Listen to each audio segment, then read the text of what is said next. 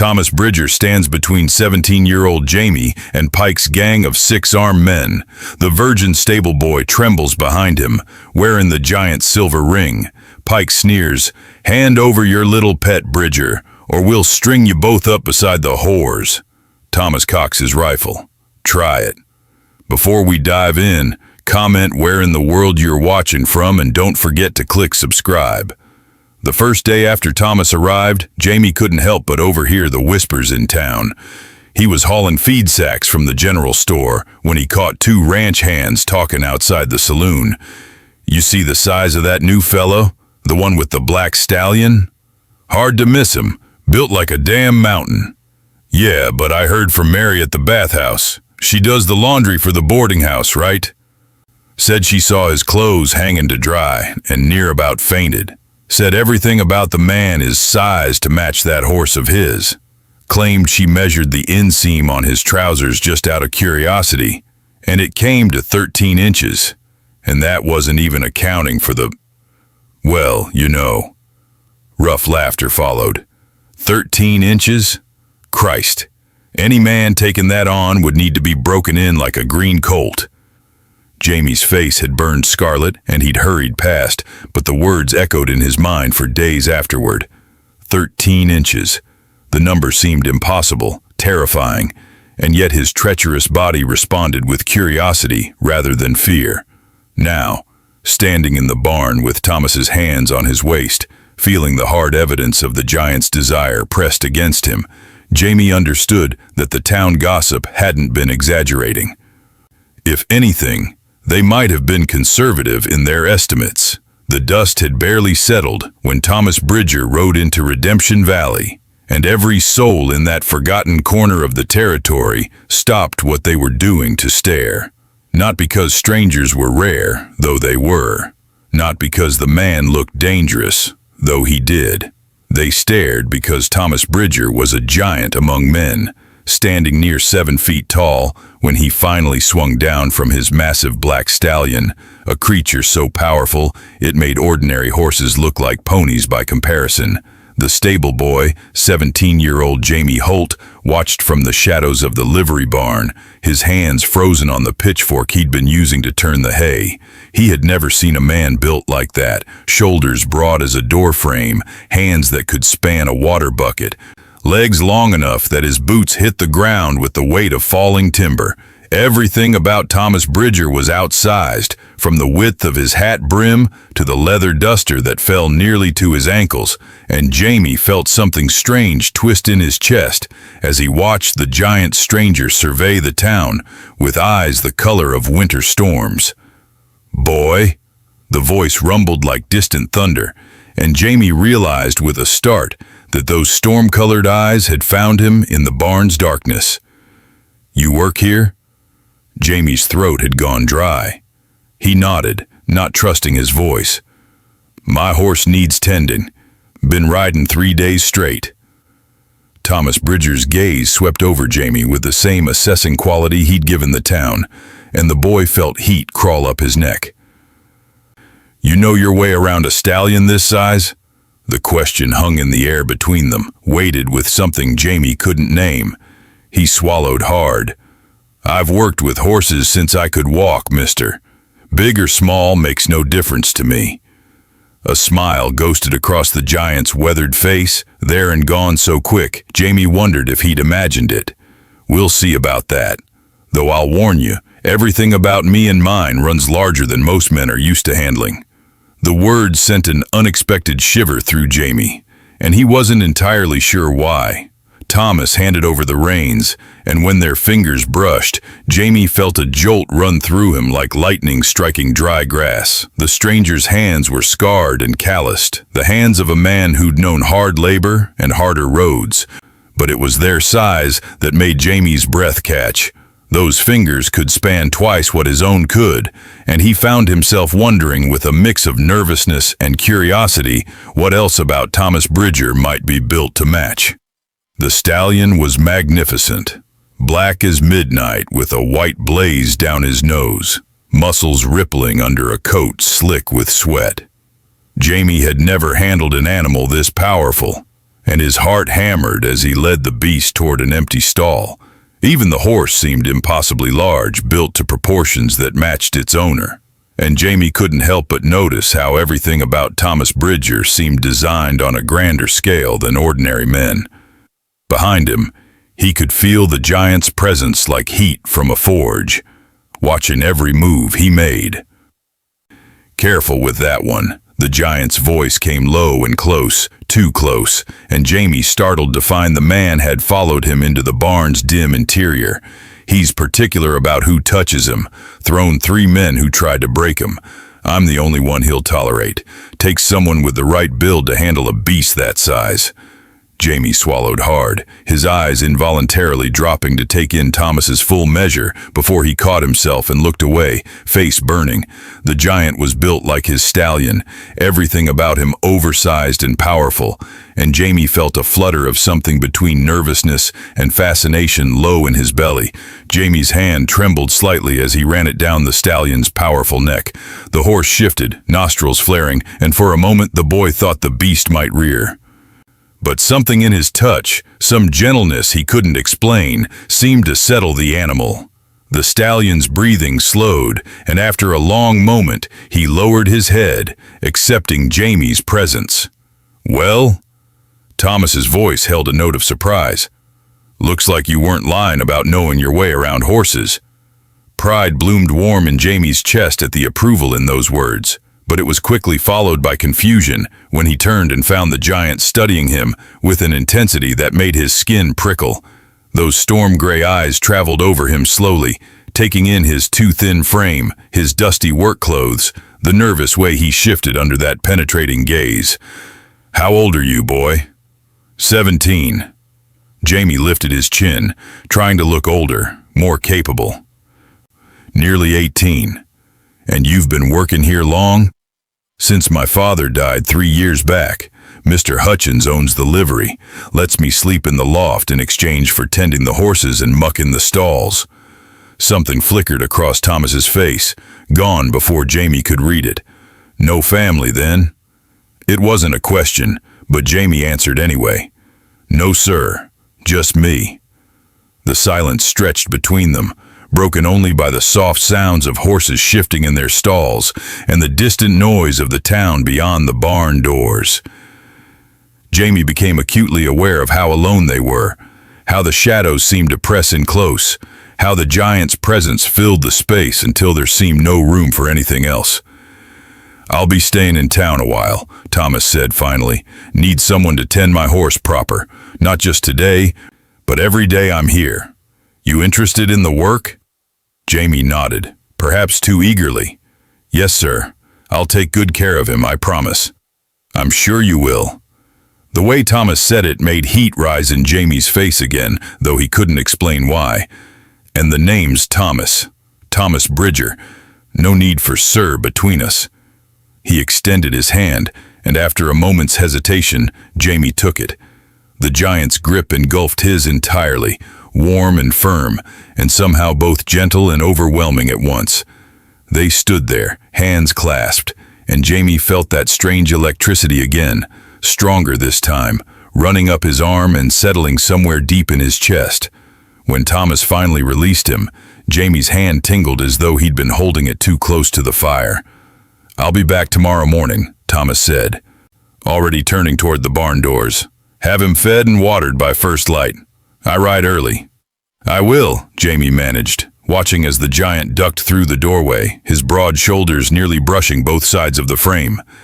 After Thomas disappeared into the dusty street, Jamie stood frozen in place, his heart still racing, his hand still warm from that brief contact. The stallion nickered softly behind him, and when Jamie turned to begin his work, he found himself wondering what kind of man rode into town on a horse that magnificent, what kind of past Thomas Bridger was running from, and why the thought of seeing him again tomorrow made something in Jamie's chest flutter like a caged bird desperate for flight. He didn't sleep well that night, tossing in the hayloft as his mind replayed every moment of their encounter. Every word spoken, every glance exchanged.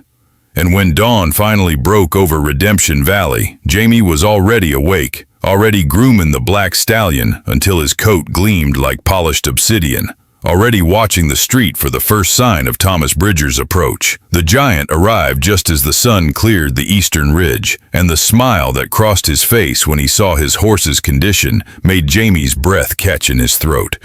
"You do good work, Jamie Holt." The way Thomas said his name, slow and deliberate like he was tasting each syllable, sent a shiver down Jamie's spine that had nothing to do with the morning chill. "Thank you."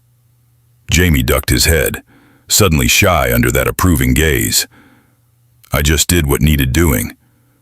Most men do the minimum required and nothing more." Thomas moved closer, and Jamie's pulse quickened. "But you went beyond. That tells me something about your character." "What does it tell you?" Thomas's eyes met his, and Jamie felt pinned by that storm-gray stare, unable to look away even though every instinct screamed that he should. "That you're someone who takes pride in their work, someone who cares, someone worth knowing." The words settled over Jamie like a warm blanket, filling hollow places inside him he hadn't known existed. No one had ever spoken to him like that before, had ever looked at him like he mattered, like he was more than just the orphaned stable boy barely scraping by. "I need to ride out to the old Morrison ranch today," Thomas continued, his voice dropping lower, more intimate somehow. "But I'll be back before sunset. Will you be here?" Jamie nodded, not trusting himself to speak. "Good." Thomas swung up into the saddle with an ease that belied his massive size, and from that height, looking down at Jamie, he seemed even more imposing, even more powerful. "I'll look forward to it." He rode out without another word, but Jamie stood watching until horse and rider disappeared into the heat shimmer on the horizon. And even then, he couldn't seem to make himself move, couldn't seem to shake the feeling that something fundamental had shifted in his world, that nothing would ever be quite the same again. The day crawled by with agonizing slowness. Jamie went through his usual tasks in a daze, mucking stalls and hauling water, and repairing a broken stall door, but his thoughts kept drifting back to Thomas Bridger, to those storm-gray eyes and that rumbling voice and the strange electricity that seemed to crackle in the air whenever they were close. Old Mr. Hutchins noticed his distraction. "That new fellow got you spooked, boy?" Jamie shook his head quickly. "No, sir. Just thinking is all." "Well, think while you work, not instead of it." But there was no real heat in the old man's words, and when Jamie glanced over, he caught something knowing in Hutchins's weathered face. Big man like that, he's either running from something or running toward it. Either way, he brings trouble with him. "He seems kind enough to me." Hutchins snorted. "Kind's got nothing to do with it. Men that size, they got appetites to match. You remember that."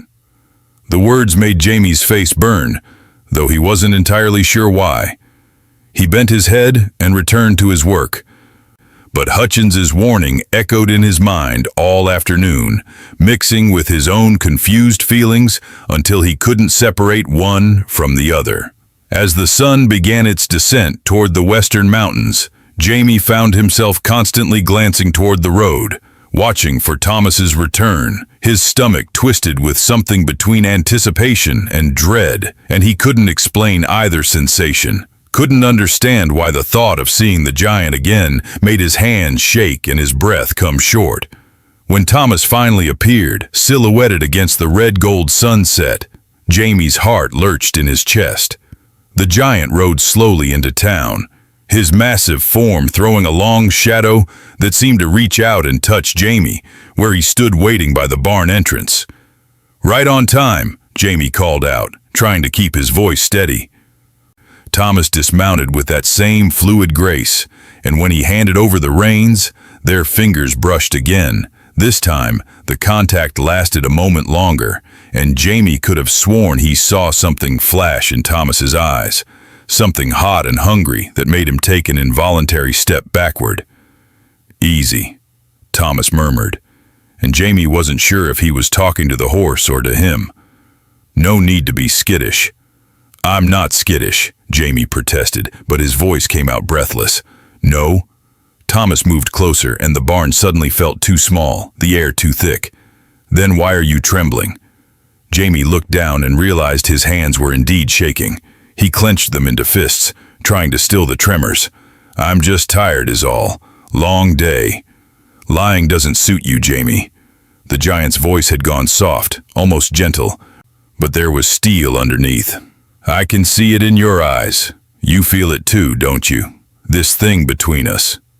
The words hung in the charged air, and Jamie's mouth went dry. He wanted to deny it, wanted to laugh it off, but the truth stuck in his throat. Because Thomas was right, there was something between them, something Jamie had never felt before, something that terrified and thrilled him in equal measure. "I don't know what you mean," he whispered, but it was a weak protest, and they both knew it. Thomas reached out slowly, giving Jamie time to pull away, and brushed a calloused thumb across the boy's cheek. The touch was feather-light, barely there at all, but it sent shockwaves through Jamie's entire body. "I think you do," Thomas said quietly, "and I think it scares you. But you don't need to be afraid of me, Jamie. I would never hurt you." The sincerity in those words, the gentleness despite the giant's overwhelming size and strength, made something crack open in Jamie's chest. Tears pricked at his eyes, unexpected and unwelcome, and he blinked them back furiously. "I don't understand," he choked out. "I don't understand what's happening." Thomas's hand moved to cup Jamie's face, and the boy leaned into that touch without thinking, starved for tenderness. He hadn't known he was missing. "Neither do I," the giant admitted. "But I know this. I saw you yesterday, saw the way you handled my horse with such care, such kindness, and something in me recognized something in you, like calling to like." "But we're not alike," Jamie protested weakly. You're big." Thomas's mouth quirked in a smile. "Strong? Intimidating?" "All of that," Jamie agreed. "And I'm just a stable boy. Nobody. Nothing." The smile faded from Thomas's face, replaced by something fierce and protective. "Don't you ever say that again. You hear me? You're not nothing. You're brave and kind and beautiful. And any man who can't see that is a fool." Beautiful. The word echoed in Jamie's head, stunning him into silence. No one had ever called him beautiful before. He'd always been too thin, too pale, too ordinary to warrant that kind of attention. But the way Thomas looked at him now, eyes dark with something Jamie was afraid to name, made him believe it might actually be true. "I should go," Jamie whispered, even as every fiber of his being screamed at him to stay, to lean closer, to find out what would happen if he gave in to this magnetic pull, drawing him toward the giant. "Should you?" Thomas's thumb traced Jamie's lower lip, and the boy's breath hitched. "Or are you just running because you're scared of what you want?" The challenge in those words sparked something in Jamie, some hidden courage he hadn't known he possessed. "And what if I am scared? Maybe I should be. Maybe you're dangerous." "Maybe I am," Thomas agreed, his voice dropping to a rough whisper. "But not in the way you think, not in any way that would hurt you." They stood frozen like that, Thomas's hand cradling Jamie's face, their bodies so close Jamie could feel the heat radiating off the giant's skin, could smell leather and horse and something uniquely Thomas, something that made his head spin. "Tell me to stop," Thomas murmured. "Tell me to walk away, and I will. But if you don't say it now, Jamie, I'm going to kiss you, and once I start, I'm not sure I'll have the strength to stop." Jamie's heart hammered against his ribs so hard he was sure Thomas must be able to hear it. He should say stop, should push the giant away, should run back to the safety of the loft and bolt the door and pretend this had never happened. But the word wouldn't come. Instead, he found himself swaying forward, his eyes drifting closed, his lips parting in silent invitation. And Thomas, with a sound somewhere between a groan and a prayer, closed the distance between them. The kiss was gentle at first, almost tentative, as though the giant was afraid his strength might overwhelm the delicate boy in his arms. But when Jamie made a soft sound of encouragement, when his hands came up to clutch at Thomas's shirt, the kiss deepened, became something hungry and desperate and utterly consuming. Jamie had never been kissed before, had never even imagined what it might feel like. But nothing in his limited experience could have prepared him for this, for the way Thomas's mouth moved against his, for the way the giant's hands cradled him like something precious, for the fire that ignited in his blood and spread through his entire body until he was burning, drowning, coming apart at the seams. When they finally broke apart, both breathing hard, Jamie's legs had gone weak beneath him. Thomas's arms tightened around him, holding him up, and the boy pressed his face against the giant's chest, overwhelmed by the intensity of what had just passed between them. "Jamie," Thomas whispered into his hair. "Sweet, beautiful Jamie, tell me you felt that too. Tell me I'm not losing my mind." "I felt it," Jamie admitted, his voice muffled against Thomas's shirt. "God help me, I felt it."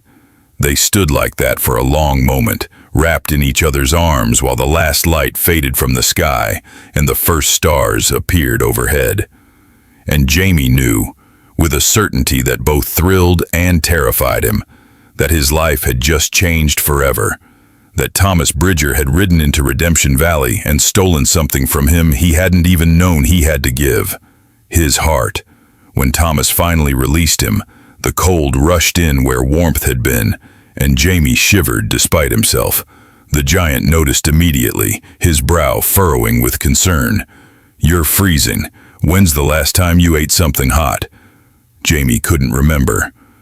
Food had seemed unimportant these past few days, his stomach too twisted with nerves to hold much of anything.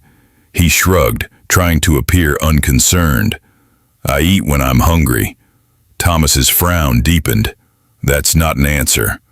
He glanced toward the dying light outside, then back at Jamie. "Come on. There's a boarding house 2 streets over that serves decent stew. You're coming with me." "I can't," Jamie protested automatically. "Mr. Hutchins expects me to finish the evening feed, and there's still 3 stalls that need mucking before. The horses can wait an hour." Thomas's tone left no room for argument. "You need food, and I need to know you're taking care of yourself, so we're going, now." Something in Jamie's chest warmed at the commanding tone, at the evidence that Thomas cared whether he ate or not. No one had worried about him in 3 years, not since his father died. He'd grown used to being invisible, just another set of hands doing work no one else wanted to do. But Thomas saw him, really saw him. "All right," Jamie conceded softly. "Just let me wash up first. I smell like horse." Thomas's eyes traveled over him slowly, and there was heat in that gaze that made Jamie's breath catch. "You smell fine to me, but go ahead, I'll wait." Jamie ducked into the small tack room where he kept a basin and pitcher of water. His hands shook as he scrubbed his face and neck, trying to make himself presentable. When he caught sight of his reflection in the small cracked mirror hanging on the wall, he barely recognized himself. His eyes were bright, almost feverish, and his lips were still swollen from Thomas's kisses. He looked like someone who'd been thoroughly claimed, and the thought sent heat racing through his veins. When he emerged, Thomas was leaning against a support post, arms crossed over his massive chest. In the lamplight, he looked even larger, even more imposing, and Jamie felt a flutter of something between fear and desire low in his belly. They walked through town side by side, careful not to touch despite the magnetic pull between them. Redemption Valley was small enough that everyone knew everyone else's business, and Jamie was acutely aware of the curious glances they drew. The orphaned stable boy and the mysterious giant, walking together like equals. Mrs. Keating's boarding house sat at the edge of the main street, a 2-story structure with peeling paint and crooked shutters. But the smell that wafted from the kitchen was heavenly. Rich beef stew and fresh-baked bread, and Jamie's stomach growled loudly despite his nerves. Thomas heard it and smiled. "See, your body knows what it needs, even if you don't." They settled at a corner table, away from the other diners, and Mrs. Keating herself came to take their order. She was a plump, motherly woman with sharp eyes that didn't miss much. "Mr. Bridger," she greeted with a nod, her gaze traveling over the giant with barely concealed appreciation. "Good to see you again. I swear, every time I see you, I'm reminded of that stallion of yours. Both of you built on a scale the Lord doesn't usually bother with. And young Jamie. Don't think I've ever seen you in here before." Jamie felt his face heat at the comparison. especially when Thomas's lips quirked in amusement. "No, ma'am," Jamie said quietly, trying not to think about what Mrs. Keating had just implied. "Never had cause to come." She studied him with a knowing look that made him shift uncomfortably, her eyes moving between the two of them, like she was putting together a puzzle. "Well, you're here now. I'll bring you both my special stew. Put some meat on those bones of yours, Jamie, though I suppose Mr. Bridger here has enough for both of you." The words hung in the air with unintended weight, and Jamie couldn't bring himself to look at Thomas, certain his face was scarlet. After she bustled away, Thomas leaned across the table, his voice low. "She's right, you know. You're too thin. Have you been eating at all since your father passed?" Jamie looked down at his hands, suddenly ashamed. "I eat enough to keep working. That's all that matters." "That's not all that matters." Thomas's large hand covered his, warm and solid. "You matter, Jamie. Your health matters. Your happiness matters. When's the last time you did something just because you wanted to, not because someone expected it of you?" The question pierced something deep inside Jamie's chest. He couldn't remember. Ever since his father died, his entire existence had been about survival, about doing whatever was necessary to keep a roof over his head and food in his belly. Joy had seemed like a luxury he couldn't afford. "I don't know," he whispered. Thomas's thumb stroked across his knuckles, a gentle touch that felt like absolution. "Then maybe it's time you started. Life's too short to spend it just surviving, Jamie. You deserve to live. Really live." Before Jamie could respond, Mrs. Keating returned with 2 steaming bowls of stew and a basket of bread still warm from the oven. The rich aroma made Jamie's mouth water, and he realized just how hungry he actually was. They ate in comfortable silence, and Jamie tried not to be too obvious about watching Thomas across the table. The giant ate with single-minded focus, tearing into the bread with strong white teeth, and there was something almost primal about it that made Jamie's pulse quicken. When Thomas looked up and caught him staring, his eyes darkened. "See something you like?" Jamie's face flamed, but he forced himself to hold that penetrating gaze. "Maybe, just maybe," Thomas's voice dropped to a rough whisper, "because I can tell you exactly what I see when I look at you. I see someone brave and beautiful and completely unaware of his own worth. Someone who's been beaten down by life, but refuses to break. Someone I want to protect and cherish and—" He cut himself off abruptly, jaw tightening as though he'd said too much. "And what?"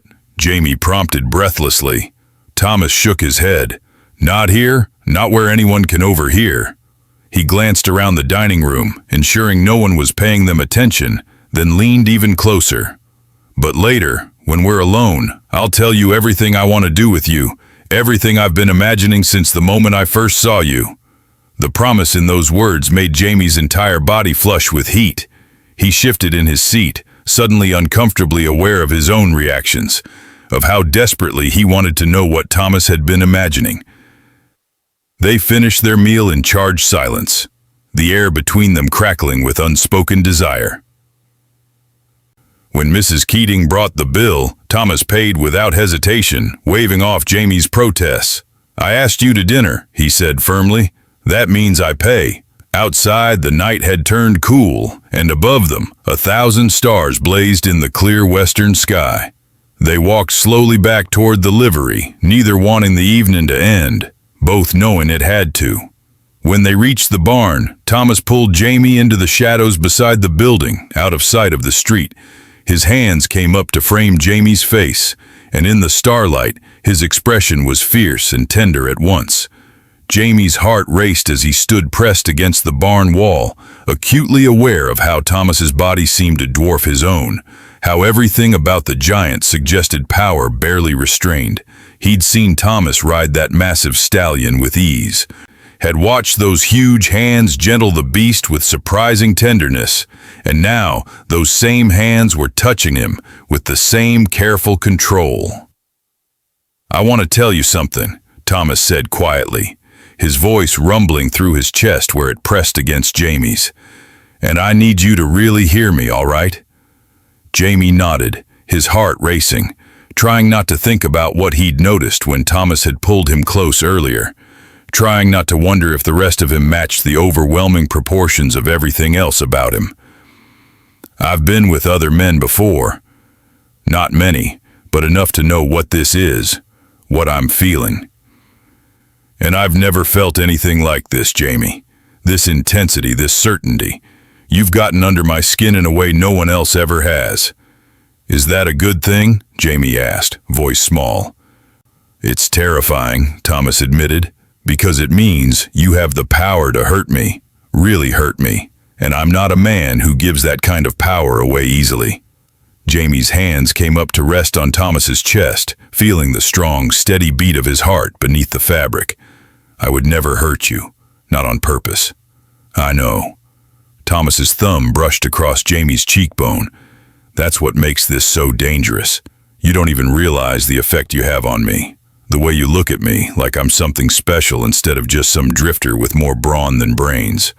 The way you touch the horses with such gentleness, like every living thing deserves kindness. The way you stood up to yourself when I challenged you, even though I could break you in half without trying. You wouldn't though, Jamie said, with absolute certainty. You're not that kind of man. No, Thomas agreed. I'm not. But there are men in this world who are, Jamie. Men who would see someone like you, someone sweet and innocent and vulnerable, and they'd want to break you just for the pleasure of it. That's why you need to be careful. Why you need to be smart about who you trust. I trust you, Jamie said simply. The words seemed to affect Thomas deeply. He closed his eyes for a moment, and when he opened them again, they were suspiciously bright. You shouldn't. You barely know me. I know enough. Jamie stood on his toes, bringing them nearly eye to eye. I know you saved that little girl from being trampled by a runaway horse yesterday. I know you paid for Mr. Chen's groceries when you saw him counting out pennies at the general store. I know you're kind to animals and respectful to women, and you treat me like I matter. That's enough for me. Thomas stared at him for a long moment, and then he was kissing Jamie again.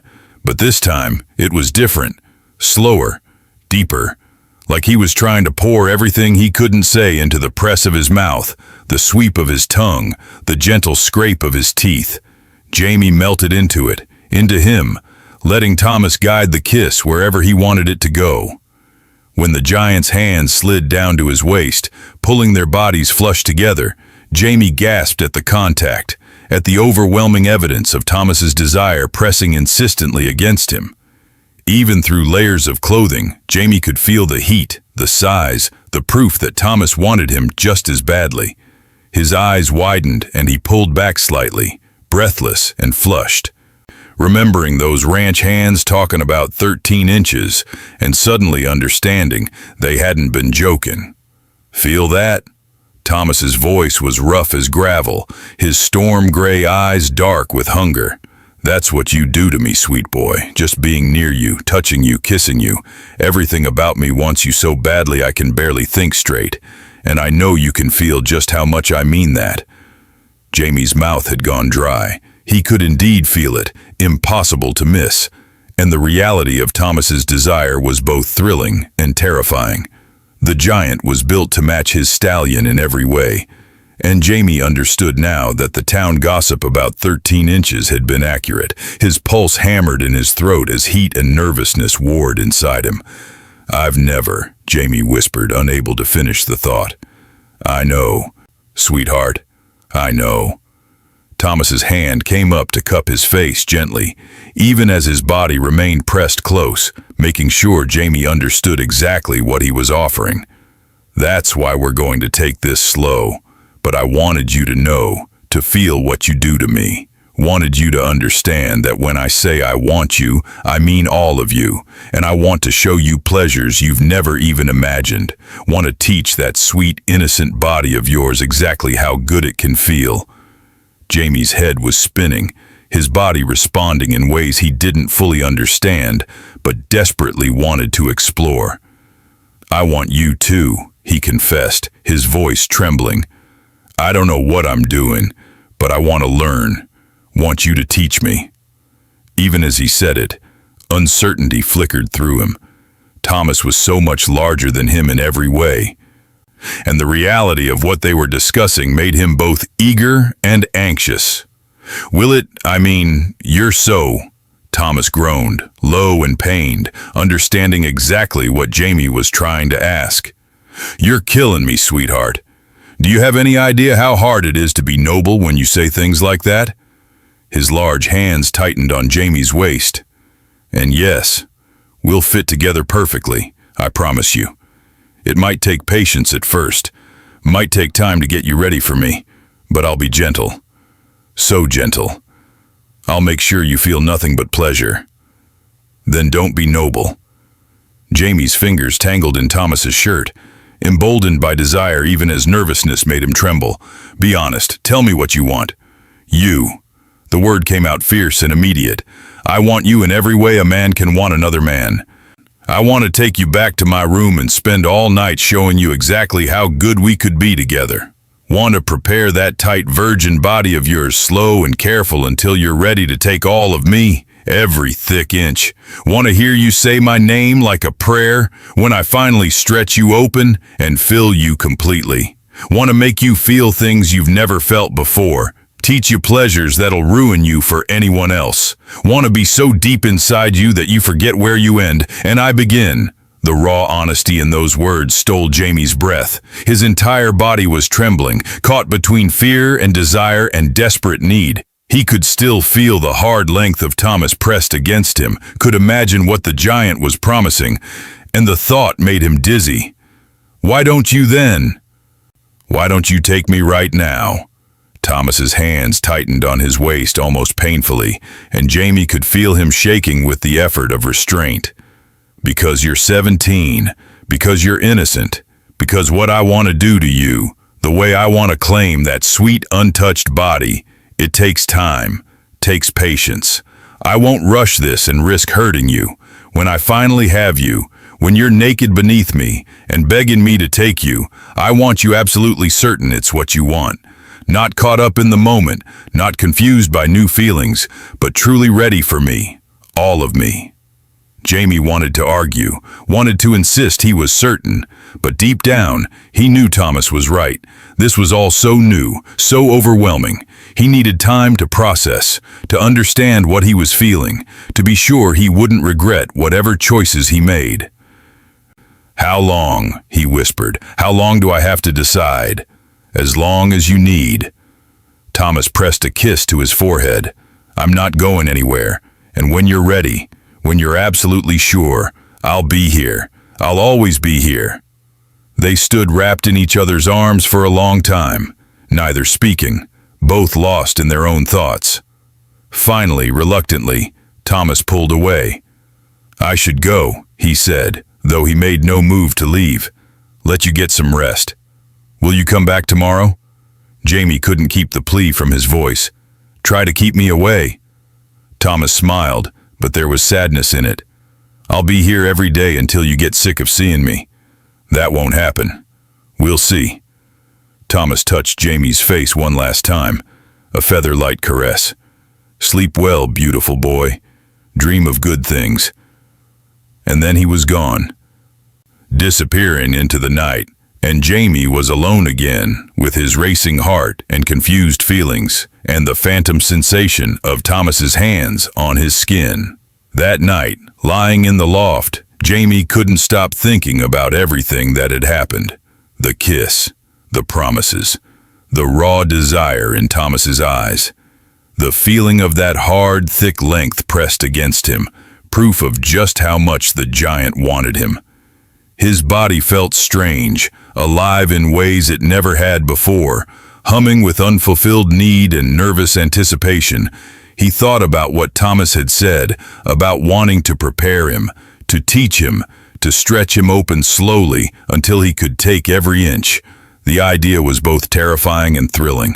Jamie had no real understanding of how two men loved each other, but he understood enough to know that Thomas's size would require patience, would require him to trust the giant completely with his body.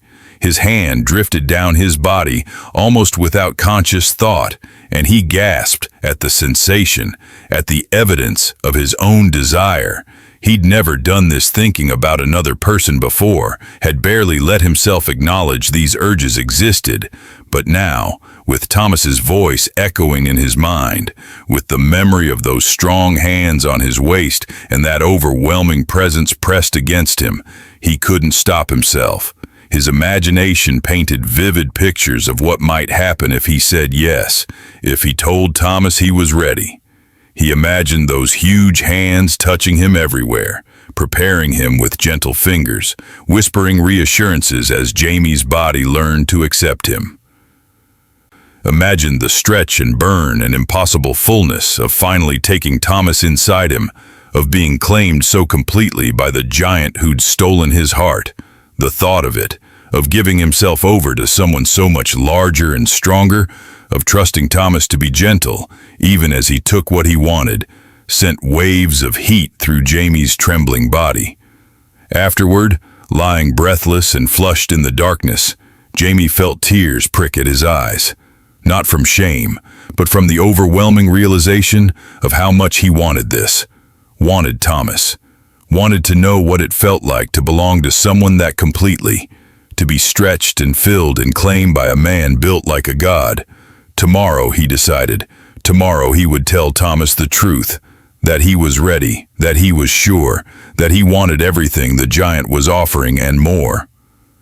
The decision settled over him like a warm blanket, and for the first time in weeks, Jamie slept deeply and dreamlessly, secure in the knowledge that when he woke, his life would begin anew, his heart. The days that followed blurred together in Jamie's memory like watercolors bleeding into one another. Thomas came to the livery every morning before dawn, and every evening just as the sun dipped below the mountains. And between those visits, Jamie existed in a state of constant anticipation. His entire world narrowed down to those moments when the giant would appear and everything else would fade away. They were careful at first, meeting only in the shadows of the barn where prying eyes couldn't see, where the world couldn't judge what was growing between them. Thomas would find excuses to linger, helping Jamie with tasks that needed no help, standing close enough that their shoulders brushed, their hands touched, their breath mingled in the dusty air. And each time they were alone, the tension grew stronger, the pull more undeniable, until Jamie felt like a bowstring drawn too tight, trembling on the edge of breaking. It was on the 5th day that everything changed. Thomas arrived later than usual, his face dark with some emotion Jamie couldn't read. The giant moved through the barn like a caged animal, all restless energy and barely contained power, and Jamie watched with growing concern as he checked his stallion's hooves, adjusted the saddle, did everything except meet the boy's eyes. "Thomas," Jamie ventured finally, unable to bear the silence any longer. "What's wrong?" The giant's hands stilled on the saddle leather.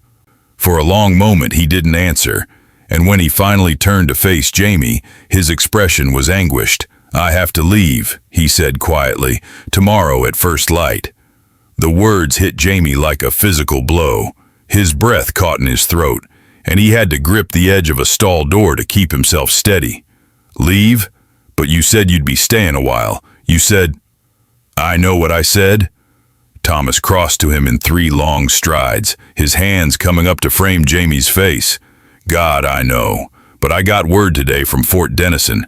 They need me to guide a supply wagon through Apache territory, and I gave my word months ago that I'd do it." "How long?" Jamie's voice came out small, childlike. 3 weeks, maybe 4 if the weather turns." 3 weeks felt like an eternity. Jamie closed his eyes, fighting against the tears that threatened to spill over. He'd known this couldn't last, had known from the beginning that Thomas was just passing through, but somewhere in the last 5 days, he'd let himself forget that truth, had let himself imagine a future that could never exist. "Hey." Thomas's thumb brushed away a tear that had escaped despite Jamie's best efforts. "Look at me." Jamie opened his eyes and found the giant watching him with such tenderness it made his chest ache. "I'm coming back," Thomas said fiercely. "You hear me? I will come back for you, Jamie. I swear it on everything I hold sacred."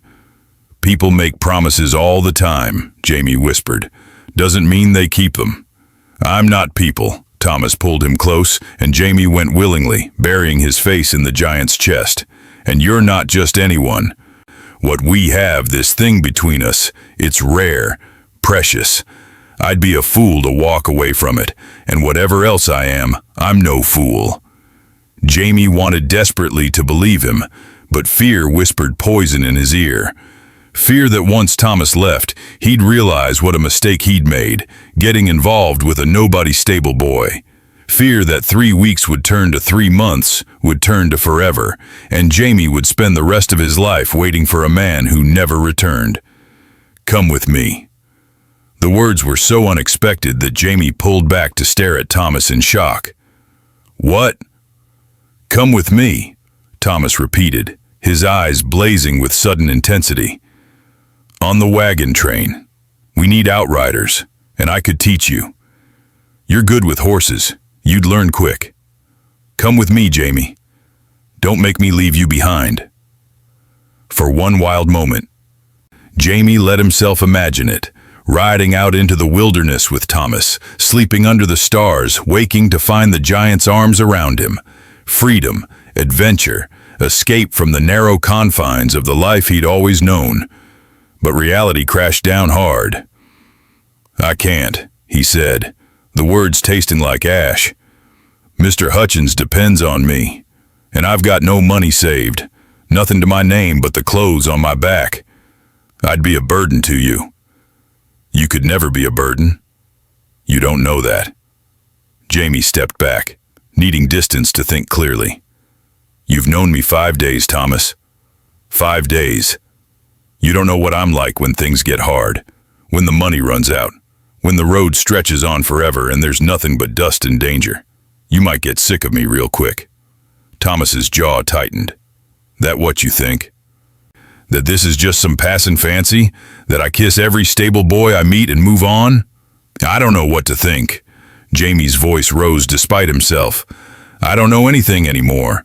Before you came, my life was simple. Hard, but simple. Now everything's confused and I can't think straight, and I'm terrified that I'm making a fool of myself over a man who's gonna ride out of here and forget I ever existed. The words hung between them, raw and honest and painful. Thomas looked like he'd been struck, and Jamie immediately regretted his outburst. But before he could apologize, the giant was moving, crossing the space between them and catching Jamie's wrists in his large hands. You want to know what I think? Thomas's voice was low and intense. I think I've been wandering this God-forsaken frontier for 10 years, taking whatever work I could find, never staying anywhere long because nowhere felt like home. I think I'd given up on ever finding someone who made me want to stop running, who made me imagine a future beyond the next job, the next town, the next empty night. He pulled Jamie closer, and the boy went unresisting, mesmerized by the passion in those storm-gray eyes. And then I rode into this dusty little town and saw you standing in the shadows of that barn. And something in me just knew. This is it. This is what I've been searching for. Not a place, but a person. You, Jamie.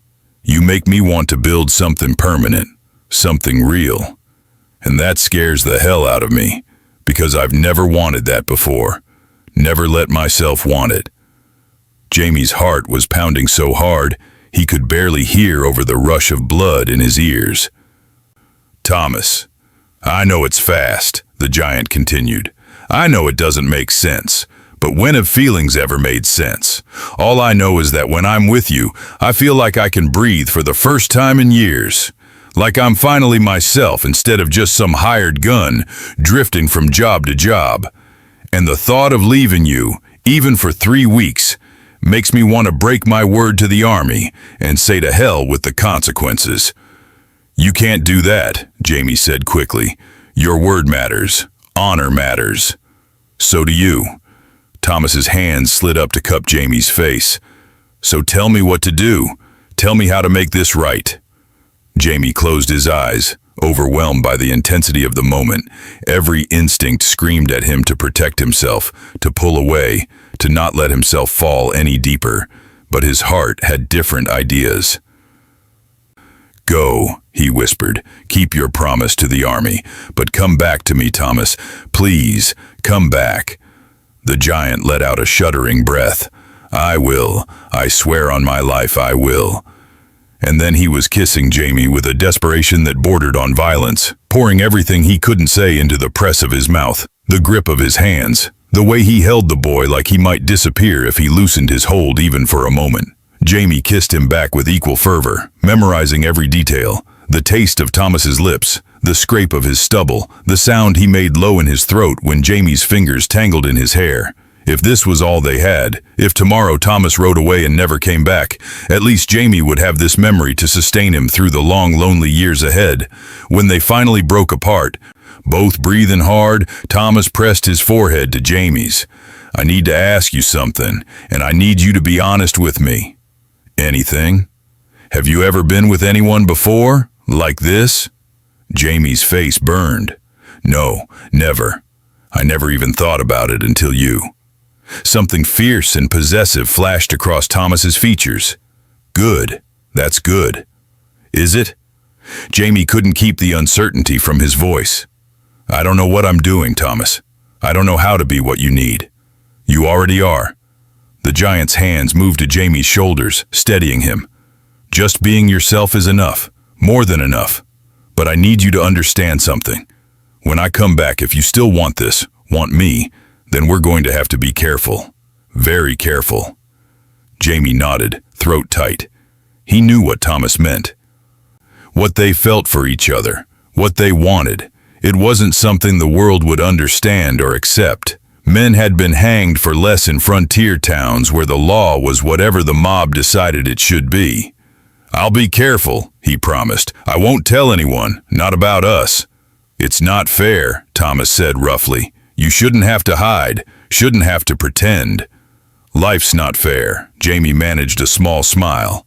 But this, having you even for a little while, that's more than I ever hoped for. I'll take whatever we can have, however we can have it.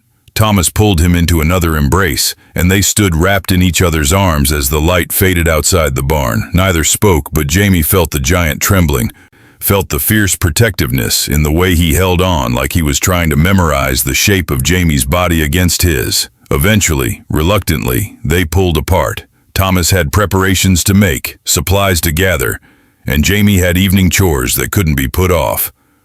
But before the giant left, he pressed something into Jamie's hand. It was a ring, plain silver, worn smooth with age. It was my father's, Thomas said quietly, and his father's before him. I want you to have it. Jamie stared at the ring, his vision blurring. I can't take this. It's too much. It's not enough. Thomas closed Jamie's fingers around the ring. But it's all I have to give you right now. Wear it and remember that I'm coming back, that you're mine and I'm yours. And nothing in heaven or hell is going to change that. Jamie slipped the ring onto his finger.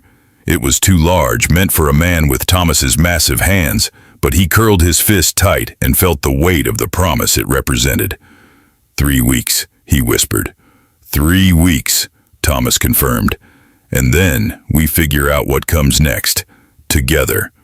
That night, Jamie lay in the loft and stared at the ring catching moonlight, and he let himself cry for the first time since his father had died. But these weren't tears of grief. They were tears of hope, fragile and terrifying, that maybe, just maybe, he'd found someone worth fighting for. The next morning came too soon. Jamie was already awake when Thomas arrived, had been awake most of the night, unable to sleep, knowing these were his last hours with the giant for weeks to come. Thomas looked haggard, like he hadn't slept either. He saddled his stallion in silence while Jamie watched, neither of them able to find words adequate for the moment. Finally, mounted and ready to ride, Thomas looked down at Jamie with an expression that made the boy's heart clench. Be safe, Thomas said, and if anything happens, if anyone gives you trouble, you go to Sheriff Dawson. Tell him Thomas Bridger sent you, and that you're under my protection. He owes me a debt, and he'll help you if you need it. Jamie nodded, not trusting himself to speak. 3 weeks, Thomas said again, and it sounded like a prayer.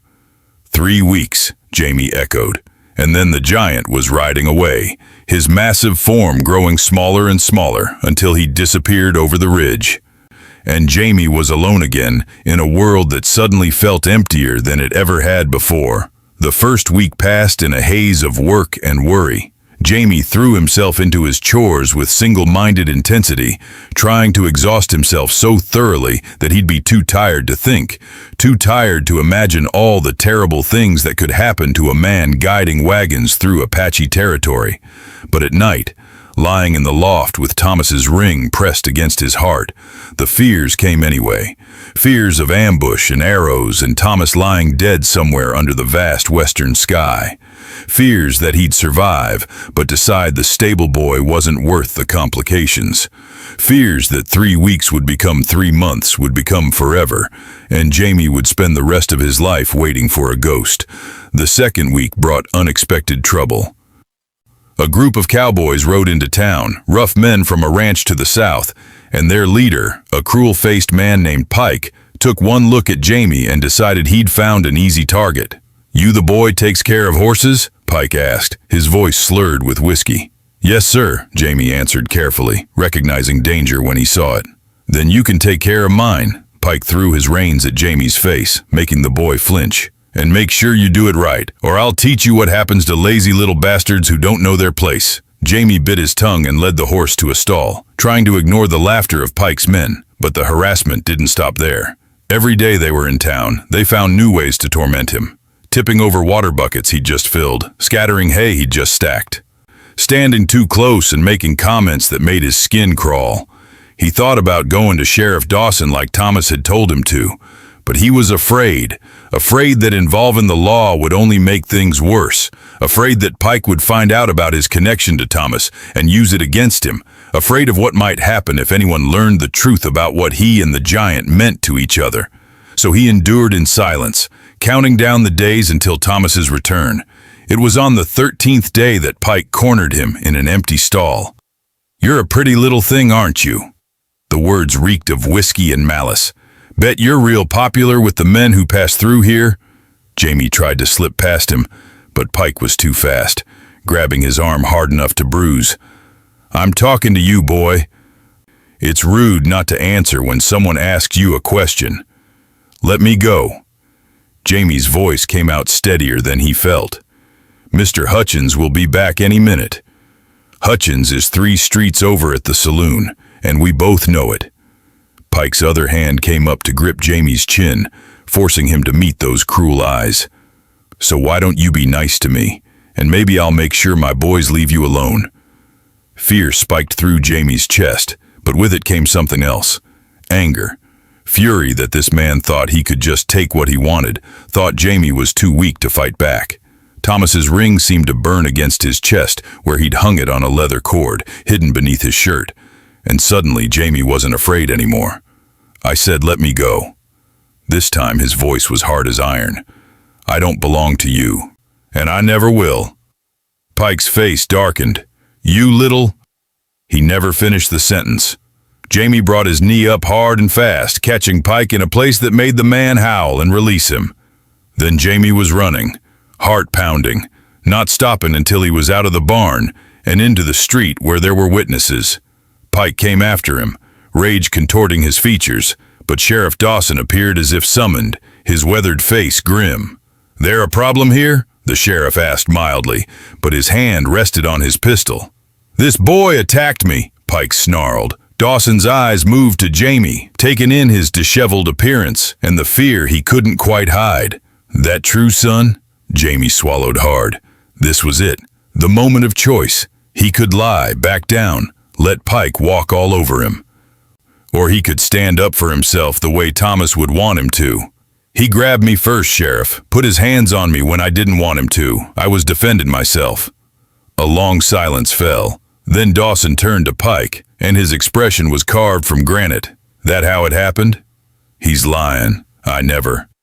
"Because if you did put your hands on this boy," Dawson continued as if Pike hadn't spoken, "that would make you the kind of man I don't allow in my town, the kind of man who preys on those weaker than himself, and I deal with men like that harshly." Pike's face cycled through several shades of red before settling on purple. You taking the word of a stable boy over mine?" "I'm taking the word of someone under Thomas Bridger's protection," Dawson said quietly. "And Thomas is a friend of mine, so yes, I'm taking the boy's word. Now you can either ride out of here peacefully, or I can throw you in a cell for a few nights while you think about your behavior. Your choice." Pike looked between them, clearly wanting to argue, but something in Dawson's eyes must have convinced him it was a losing battle. He spat in the dust at Jamie's feet, then turned and stalked back to the livery to collect his horse. After he and his men had ridden out, Dawson turned to Jamie. "You all right, son?" Jamie nodded shakily. "Thank you, Sheriff.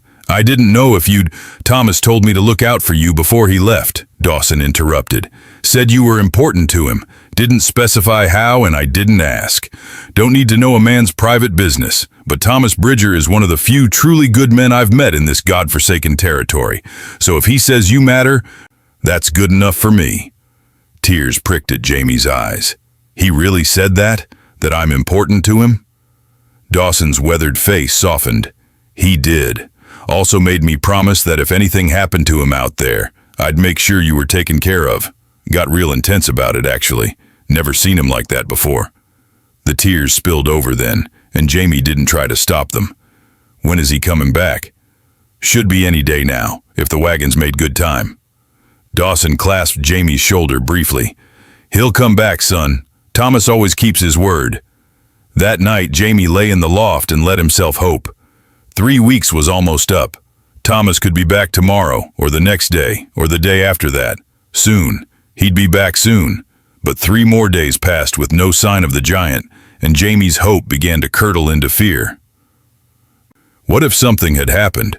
What if Thomas was lying dead somewhere, and Jamie would never know? On the 18th day, old Mr. Hutchins found Jamie standing at the edge of town, staring at the road as he'd done every evening, waiting. "Boy," Hutchins said gently, "you can't keep doing this to yourself." "He said 3 weeks," Jamie whispered. "It's been 18 days. Things happen on the trail. Delays, problems, weather. Doesn't mean he's not coming." "But what if he's not? What if—" "Then you'll survive," Hutchins said firmly.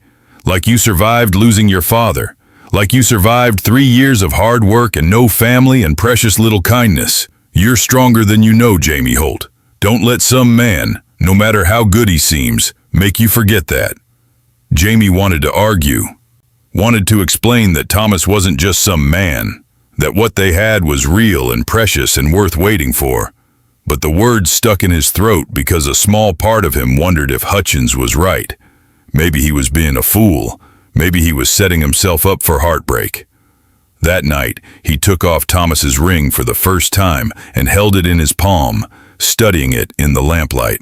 Such a small thing to carry so much weight, such a fragile promise to hang all his hopes on. He was just about to put it back on when he heard it. Hoofbeats, heavy, rapid, urgent. Jamie's heart leapt into his throat. He scrambled to the loft door and pushed it open just as a massive black stallion thundered into the yard below.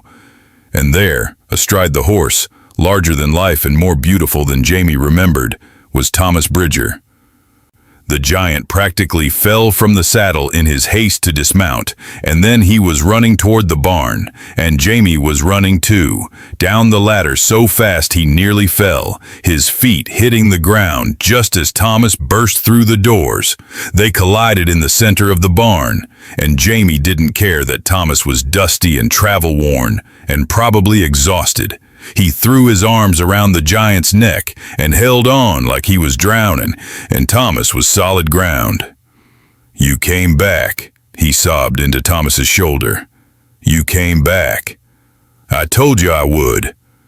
Thomas's arms tightened around him, and his voice was rough with emotion. "Did you doubt me?" "Every day," Jamie admitted. "Every single day."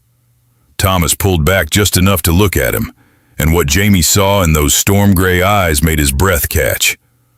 Not anger at the lack of faith, but understanding, acceptance, love. "I'm sorry I'm late," Thomas said. "We had trouble with raiders, and I couldn't leave until I knew the wagons were safe. But every mile back to you felt like torture. All I could think about was getting here, seeing you, making sure you were all right."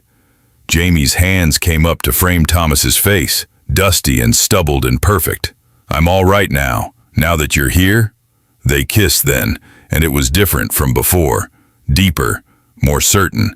The kiss of two people who'd been tested by distance and doubt and had come through stronger for it. When they finally broke apart, Thomas noticed the ring clutched in Jamie's hand. He took it gently, then slipped it onto Jamie's finger where it belonged. "Don't take this off again," he said quietly. "I don't care if it's too big. Wear it and remember that you're mine."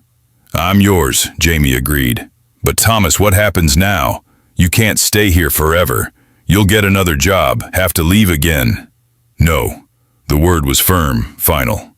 "I'm done running, Jamie. Done taking jobs that keep me away from what matters. I've got money saved, enough to buy a piece of land if we're careful. Nothing fancy, just a small ranch where we can raise horses, build a life." Jamie stared at him, afraid to believe what he was hearing. "Together?" "Together," Thomas confirmed. "If you'll have me. I know it won't be easy. We'll have to be careful, keep up appearances in town, but out on our own land, we can be ourselves. We can build something real." "People will talk," Jamie warned. "Two men living together, no wives, no families. They'll suspect. Let them suspect." Thomas's jaw set stubbornly. "As long as we're careful, as long as we're smart about it, there's nothing they can prove, and I don't give a damn what they think anyway. All I care about is you." Jamie's heart felt too big for his chest. "You'd do that? Give up the wandering life, settle down, risk everything just to be with me?" "In a heartbeat." Thomas cupped Jamie's face in his large hands. "You're worth every risk, every sacrifice, every moment of uncertainty. These 3 weeks without you taught me that. I'd rather spend one day with you than a lifetime without you." The words broke something open in Jamie, some last wall of resistance crumbling. He'd been so afraid to hope, so certain that happiness was for other people, not orphaned stable boys with nothing to their names. But here was Thomas, offering him everything he'd never dared to dream of. "Yes," he whispered. "Yes, I'll build a life with you." Thomas's smile could have lit up the night.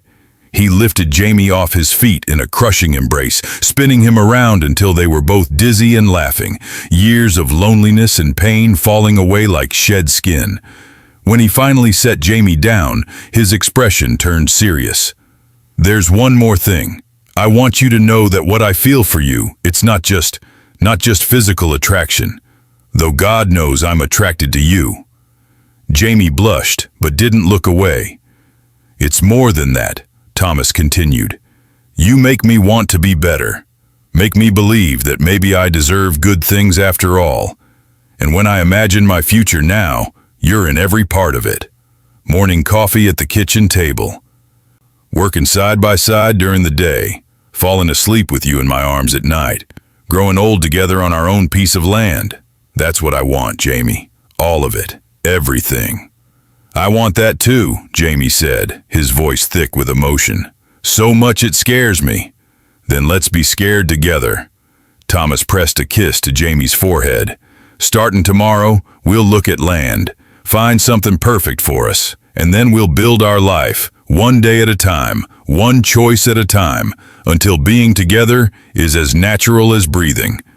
They spent that night in the loft, not sleeping but talking, planning, dreaming out loud about the future they'd create together. Thomas told stories of the places he'd been, the things he'd seen, and Jamie listened with wonder, imagining all the adventures still to come. As dawn broke over Redemption Valley, painting the sky in shades of gold and rose, Jamie looked at the man beside him and felt something he'd never expected to feel again after his father died. He felt home, not in a place, but in a person, in the giant who'd ridden into town and stolen his heart with gentle hands and fierce promises. "I love you," Jamie said, the words coming easily now. "I know it's fast, I know it's crazy, but I love you, Thomas Bridger." Thomas's eyes shone with unshed tears. "I love you too, Jamie Holt. Have since the moment I saw you standing in the shadows, looking at me like I was something worth knowing instead of just some big brute good for hard labor." They kissed as the sun rose, sealing their promises with something stronger than words. And in that moment, Jamie understood that sometimes the greatest adventures don't require traveling to distant lands. Sometimes they happen right where you are, when you're brave enough to open your heart to someone who sees you for who you really are. The first weeks after Thomas's return passed in a blur of activity and planning. They spent every spare moment together, Thomas teaching Jamie everything he knew about buying land, negotiating prices, reading legal documents. The giant treated him like an equal partner, never talking down to him or making him feel small, despite the difference in their experience. "You're smarter than you give yourself credit for," Thomas said one evening as they pored over survey maps by lamplight. "You pick things up quick, and you ask good questions. We're going to make fine ranchers, you and I." Jamie glowed under the praise, unused to being valued for his mind as much as his labor. With Thomas, he felt seen in a way he never had before, not just as the orphan stable boy, but as someone with worth, with potential, with a future. They found the land 3 weeks after Thomas's return.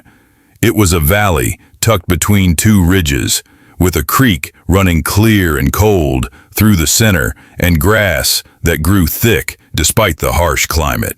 The moment Jamie saw it, something in his chest settled, like a piece of a puzzle clicking into place. "This is it," he breathed, turning in a slow circle to take it all in. "This is home." Thomas smiled, that soft expression he wore only when they were alone. "You sure? We could look at a few more properties. Make certain we're making the right choice." "I'm sure." Jamie walked to the creek and knelt, dipping his hand in the water. It was so cold it made his fingers ache, but it was clean and pure, the kind of water that would sustain horses and crops and life.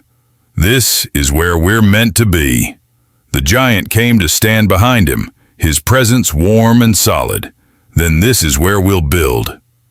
Purchasing the land took time and most of Thomas's savings, but the day they signed the deed was one of the happiest of Jamie's life. They celebrated quietly that night, sitting by a fire on their own property, watching stars wheel overhead and making plans for everything they'd create together. "We'll need a barn first," Thomas said, his arm around Jamie's shoulders. "Big enough for at least a dozen horses to start. And a small house, nothing fancy, just somewhere to sleep and cook." "I've never built a house before," Jamie admitted. "Don't know the first thing about it." "Then I'll teach you."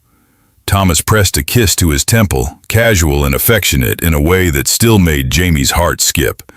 "Same way you taught me patience with that colt last week. We'll learn from each other." And they did. The next months were the hardest work Jamie had ever done, but also the most rewarding. They rose before dawn and worked until their hands bled, Thomas cutting timber while Jamie measured and planned, both of them hauling stone for the foundation until their muscles screamed. But every night, no matter how exhausted they were, they'd sit together and Thomas would point out what they'd accomplished that day. "See that wall? We built that. Those roof beams? Our hands shaped every one. This isn't just some structure, Jamie. This is proof that we exist, that what we feel for each other is real and solid and permanent." The words always made Jamie's throat tight with emotion. He'd spent so long feeling invisible, like he could disappear and the world wouldn't notice. But Thomas saw him, valued him, made him feel like he mattered. There were challenges beyond the physical labor. Money was tight, and more than once they had to choose between buying supplies and buying food. Jamie learned to hunt, bringing down rabbits and the occasional deer to supplement their meager rations. Thomas taught him to shoot properly, his large hands guiding Jamie's grip on the rifle, his voice patient as he explained about breathing and aim. "You're a natural," Thomas said, after Jamie brought down a buck with a single clean shot. "Got a steady hand and a good eye." The pride in his voice made Jamie stand a little straighter. With Thomas, he was discovering parts of himself he'd never known existed. Not just skills, but confidence, the belief that he could learn and grow and become more than what his circumstances had dictated. But it wasn't all work and hardship. There were moments of pure joy too, like the evening Thomas surprised him by producing a harmonica from his saddlebag and playing old frontier songs while Jamie cooked dinner over the fire, or the morning Jamie woke to find Thomas had picked wildflowers and left them by his bedroll, a gesture so tender it made his eyes sting with tears. "What are these for?" Jamie asked when Thomas returned from checking their horse line. The giant shrugged, looking almost bashful. "Saw them growing by the creek and thought of you. Figured you might like something pretty to look at." Jamie kissed him then, pouring everything he felt into that kiss. Gratitude and love and wonder that this incredible man had chosen him, saw worth in him, wanted to build a life with him. They had their first real argument 6 weeks into building the house. Jamie had been working on the roof alone while Thomas was in town buying nails, and he'd lost his footing on the wet boards, falling hard enough to knock the wind from his lungs and leaving a bruise that darkened his entire side. When Thomas returned and saw the injury, his face went white. "What happened?" "I'm fine," Jamie said quickly, wincing as he moved. "Just slipped is all." "You could have broken your neck." Thomas's voice rose, something that rarely happened. "What were you thinking? Working up there alone?" "I was thinking we needed to get the roof done before the rains come," Jamie shot back, stung by the criticism. "I was trying to help." "By getting yourself killed?" Thomas ran a hand through his hair, agitation in every line of his body. "Jamie, if something happened to you, if I lost you, I wouldn't." His voice broke, and suddenly Jamie understood. This wasn't anger, it was fear. He crossed to Thomas and took those big hands in his smaller ones. "I'm sorry. I didn't think about how it would make you feel, coming back and finding me hurt. But Thomas, I'm not made of glass. I'm stronger than I look." "I know you are." Thomas's grip tightened. "That's not the point. The point is you matter to me more than this house, more than this land, more than anything. And the thought of losing you terrifies me, in a way nothing else ever has." The raw honesty in those words made Jamie's heart ache. "You're not going to lose me. I promise to be more careful. But you have to trust that I can handle myself, that I'm not some fragile thing that needs constant protecting." Thomas nodded slowly. "You're right. I'm sorry. It's just, I spent 10 years alone, not caring if I lived or died, taking risks because nothing mattered. And now everything matters because you matter, and I don't know how to not be terrified of losing you." They held each other for a long time after that, and when they pulled apart, something between them had deepened. They'd weathered their first conflict and come through stronger, more honest with each other about their fears and needs. The house was finished by the first snowfall. It was small, just 2 rooms and a loft, but it was sturdy and warm and theirs. The night they moved in, Thomas built a fire in the new hearth, while Jamie unpacked their few belongings. And when they finally sat together on the floor in front of the flames, Jamie felt a peace he'd never known. "Thank you," he said quietly. Thomas looked at him questioningly. "For what?" "For seeing me, for believing in me, for giving me a reason to hope again." Jamie's voice wavered. "I was so lost before you came, Thomas, just going through the motions, waiting for life to be over. And then you rode into town and everything changed." The giant pulled him close, and Jamie went willingly, tucking his head under Thomas's chin. "I was lost too," Thomas admitted. "Had been for years. Thought that was just how life was, empty and meaningless. But then I saw you standing in that barn, and suddenly I had a reason to stop running, to build something real." They sat like that as the fire crackled and the first snow began to fall outside. 2 souls who'd found each other against impossible odds, and Jamie knew that whatever challenges lay ahead, they'd face them together. The first winter was brutal. Snow piled high against the walls, and the wind howled like a living thing trying to tear their home apart. They spent long evenings huddled by the fire, Thomas reading aloud from books he'd collected over the years while Jamie mended clothes or whittled wood into small figures. It was during one of those quiet nights that Thomas told him the full truth about his past. "I wasn't always a guide," he began, his voice low and rough. "Started out as a soldier, fighting in the Indian Wars, Did things I'm not proud of, followed orders I should have questioned. And then one day, I saw what we were really doing, saw the women and children we were displacing, the lives we were destroying, and I couldn't be part of it anymore. Jamie listened without judgment as Thomas described deserting, running, spending years looking over his shoulder, and taking whatever work he could find that didn't involve hurting innocents. That's why I understand what it's like to hide, Thomas said. Why I know how hard it is to live a lie. I've been doing it for 10 years, pretending to be just another hired gun, when really I'm a deserter with a price on my head. The revelation should have scared Jamie, but it didn't. If anything, it made him love Thomas more, knowing the giant had risked everything by settling down, by choosing a life with Jamie over the safety of constant movement. Does anyone know, Jamie asked, about the desertion? Sheriff Dawson suspects, I think, but he's never said anything, and I trust him to keep quiet. Thomas's arm tightened around Jamie's shoulders.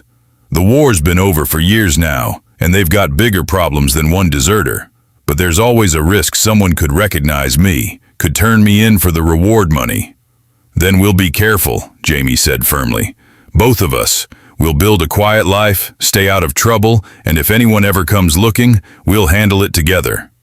Thomas pressed his lips to Jamie's hair. You're so damn brave, you know that? I learned from the best. As winter gave way to spring, they began working with horses in earnest. Thomas had a gift for breaking even the wildest mustangs, his size and strength balanced by a gentleness that never failed to amaze Jamie. And Jamie discovered he had a talent for training, for teaching the horses commands, and building trust through patience and consistency. They made a good team, complementing each other's strengths and covering for each other's weaknesses. Word spread about the quality of their horses, and soon they had customers coming from 3 counties over, willing to pay good money for animals trained by Bridger and Holt. The money allowed them to expand, to buy more horses and hire occasional help during busy seasons. But they were always careful about who they let onto their land, conscious of maintaining the facade that they were just business partners, nothing more. It was exhausting sometimes, pretending. Having to watch every word, every gesture, every look when others were around. But the moments alone made it worthwhile. The nights when they could drop the masks and just be themselves. The mornings when Jamie would wake in Thomas's arms and feel utterly safe. The quiet evenings when they'd sit on the porch and watch the sunset paint their valley in shades of gold and crimson. 3 months later, Jamie stood on the porch of their ranch house, watching Thomas work with a new colt in the corral. The land they'd found was perfect, nestled in a valley with good water and grass, far enough from town to give them privacy, but close enough that they could trade their horses at the market. They'd built the house together, every board and nail a shared effort, and though it was small, it was theirs. The ring on Jamie's finger had been joined by another, this one sized to fit properly, a gift from Thomas on the day they'd signed the land deed. Life wasn't always easy. They had to be careful when they went to town, maintaining the fiction that they were just business partners, ranch hands sharing expenses. But here, on their own land, they could be themselves. They could share meals at the table, share work during the day, share a bed at night. Thomas looked up from the colt and caught Jamie watching. His face broke into that smile, the one reserved just for Jamie, and he raised his hand in greeting. Jamie waved back, his heart swelling with contentment. He'd started as a lonely orphan in a dusty barn, waiting for a life that seemed like it would never come. And then Thomas had ridden in on a black stallion, as big as a legend and twice as impossible, and everything had changed. Now he had a home, had purpose, had love. The sun was climbing higher when Thomas called out, "Come help me with this one. He's stubborn as a mule but smart as a whip. Reminds me of someone." Jamie laughed and headed down from the porch, knowing Thomas was talking about him. The colt was indeed stubborn, dancing away every time Jamie approached, but he was patient, using the techniques Thomas had taught him, and eventually the young horse settled enough to accept a halter. "See," Thomas said, pride warm in his voice. "Told you that you had the touch." They worked together through the morning, their movements synchronized from months of practice, and Jamie marveled at how natural it all felt. How right. This life they'd built from nothing but determination and love.